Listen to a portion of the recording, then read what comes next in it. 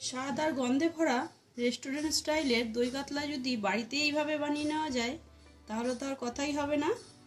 সাথে থাকবে কিন্তু কিছু টিপস, অবশ্যই কিন্তু সেইগুলো ফলো করতে হবে আর চট করে বানিয়ে নিতে হবে এরকম সুন্দর দই কাতলা। নমস্কার, আমি কাকুলি, আপনারা দেখছেন রান্নাঘর ডায়েরি। আজ আবার চলে আসলাম একটি নতুন রেসিপির সাথে। আজকে রান্নাঘরে থাকছে স্বাদ ও গন্ধে ভরপুর এমন একটি রেসিপি যা কিন্তু আপনারা আগে কোনো দিন এইভাবে হয়তো তৈরি করেননি। আজকে তৈরি করে দেখাবো দই কাতলা। টক দই আর কাতলা মাছের মেলবন্ধনে কিন্তু এই রেসিপিটি একদম সুন্দরভাবে তৈরি হবে। ঘরে বসেই কিন্তু এই দই কাতলার স্বাদ পাবেন রেস্টুরেন্টের মতো, কিন্তু যেন মনে হবে একদম মায়ের হাতের তৈরি। চলুন তাহলে সবাই মিলে দেখে নিই কিভাবে তৈরি করবো আজকে এই সহজ উপায়ে দই কাতলা রেসিপিটি। কাতলা মাছের এই রেসিপিটি পেটি বা গাদার দিয়ে সাধারণত করে থাকি, কিন্তু আজকে আমি এরকম রিং পিস নিয়েছি। আজকে কিন্তু এই কাতলা মাছের রিং পিস দিয়েই দই কাতলাটা তৈরি করে দেখাবো। যেহেতু দই কাতলা করব তাই এখানে কিন্তু আমি কোনো হলুদ অ্যাড করব না। মাছের গায়ে কিন্তু একটু লবণ মাখিয়ে দিচ্ছি।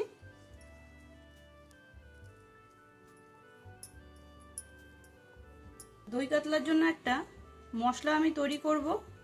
এখানে একটা মিক্সির জার নিয়ে নিয়েছি, তার মধ্যে দিয়ে দেব কয়েকটা কাজু বাদাম, দিয়ে দিচ্ছি 1.5 চামচ মতো চাল মগজ, 1 চামচ মতো সাদা সর্ষে আর বেশ কয়েকটা কাঁচা লঙ্কা।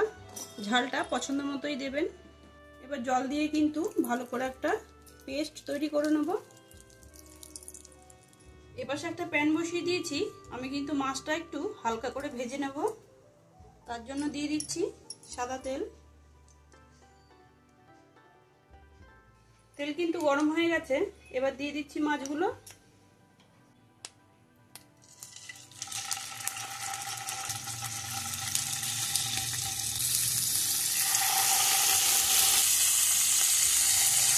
মাছগুলো কিন্তু খুব বেশি লাল করবো না, তাই এক পাশ হয়ে গেছে একটু উল্টে দিচ্ছি।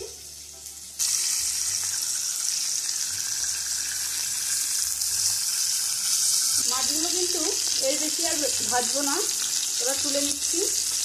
এই তেলের মধ্যে কিন্তু আমি একটু গোটা গরম মশলা ফোড়ন দিয়ে দেবো। এখানে 2টো শুকনো লঙ্কা, একটু এলাচ, দারচিনি আর একটা কিন্তু লবঙ্গ দিয়ে দিয়েছি। ভালো করে ভেজে নেব।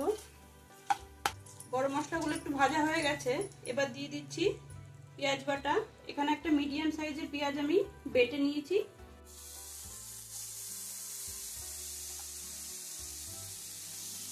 পেঁয়াজটা কিন্তু খুব ভালোভাবে একটু নেড়ে চেড়ে ভেজে নিতে হবে, কাঁচা গন্ধটা চলে যাওয়া পর্যন্ত।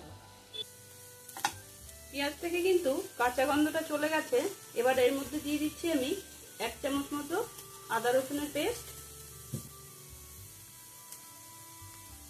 আবার একটু ভালো করে নেড়ে চেড়ে মিশিয়ে নিতে হবে আদা রসুনের কাঁচা গন্ধটা চলে যাওয়া পর্যন্ত। পেঁয়াজ আদা রসুন কিন্তু ভালোভাবেই একটু ভাজা হয়ে গেছে, এর থেকে কাঁচা গন্ধটাও চলে গেছে। এবার আমি দিয়ে দিচ্ছি আমি যেই কাজু বাদাম চালমগজের পেস্টটা করে রেখেছিলাম সেটাই।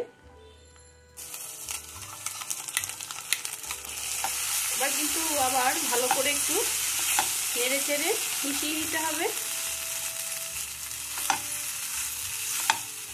যতক্ষণ না এর থেকে তেল ছাড়বে ততক্ষণ কিন্তু এইভাবে একটু নেড়ে চেড়ে মিশিয়ে দিতে হবে।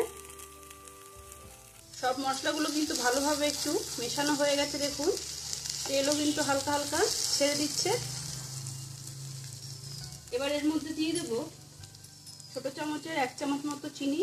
আমরা সাধারণত দই কাতলা একটু টক টক মিষ্টি মিষ্টি খেয়ে থাকি। আর দিয়ে দেব 1/2 চামচ মতো লবণ। যেহেতু মাছ ভাজার সময় একটু লবণ দিয়েছিলাম, আর কিন্তু আমি লবণ ব্যবহার করিনি।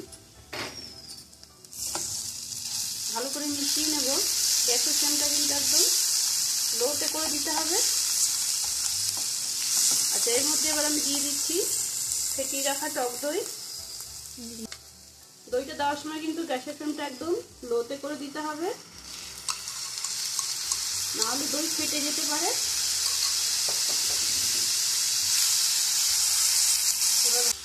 এবার দিয়ে দিচ্ছি একটু জল।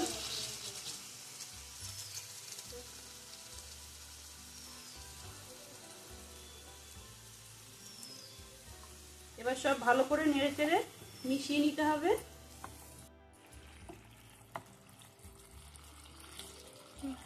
জল দিয়ে টক দই দিয়ে কিন্তু ভালো মতো নেড়ে চেড়ে মিশিয়ে নিয়েছি। এবার এর মধ্যে কিন্তু আমি কাতলা মাছের রিং পিসগুলো দিয়ে দেবো।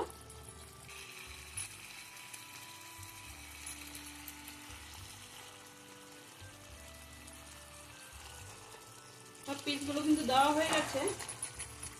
এবার একটু উল্টে দেবো যাতে গ্রেভিটা সব পাশে লেগে যায়। তারপরে কিন্তু একটু ঢেকে দেবো। ফ্লেমটা কমিয়ে কিন্তু একটু ঢেকে দিচ্ছি। 5 মিনিট পর ঢাকনাটা খুলছি।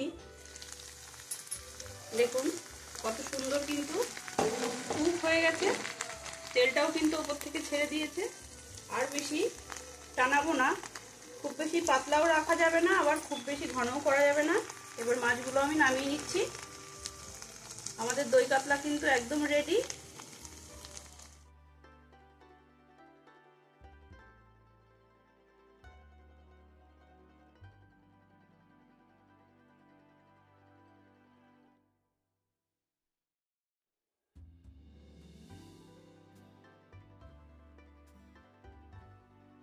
দেখলেন তো কত সহজেই তৈরি হয়ে গেল। ঘরে থাকা কিন্তু সামান্য কিছু উপকরণ দিয়ে একদম রেস্টুরেন্ট স্টাইলে দই কাতলা একবার এইভাবে তৈরি করে খেয়ে দেখবেন। আর হ্যাঁ, শুধু পেটি বা গাদার দিয়ে না, এইভাবে রিং পিস দিয়েও কিন্তু সুন্দর দই কাতলা তৈরি হয়। লাগছে তো একদম রেস্টুরেন্টের মতো দই কাতলা। ঘরেই কিন্তু সহজে বানিয়ে নেওয়া যায়। আশা করছি আপনাদের ভিডিওটা ভালো লেগেছে। ভিডিওটা যদি ভালো লেগে থাকে লাইক করবেন, শেয়ার করবেন, আর অবশ্যই একবার বাড়িতে তৈরি করবেন। কমেন্ট করে জানাবেন ঠিক কেমন হলো। নিত্য নতুন রেসিপি ভিডিও পাওয়ার জন্য রান্নাঘর ডায়েরি চ্যানেলটি সাবস্ক্রাইব করে পাশে থাকা বেল আইকনটি প্রেস করে দেবেন। দেখা হচ্ছে নেক্সট ভিডিওতে মজাদার রেসিপির সাথে। ততক্ষণ ভালো থাকবেন, সুস্থ থাকবেন। যারা ফেসবুক থেকে দেখছেন আমার পেজটিকে ফলো করে দেবেন।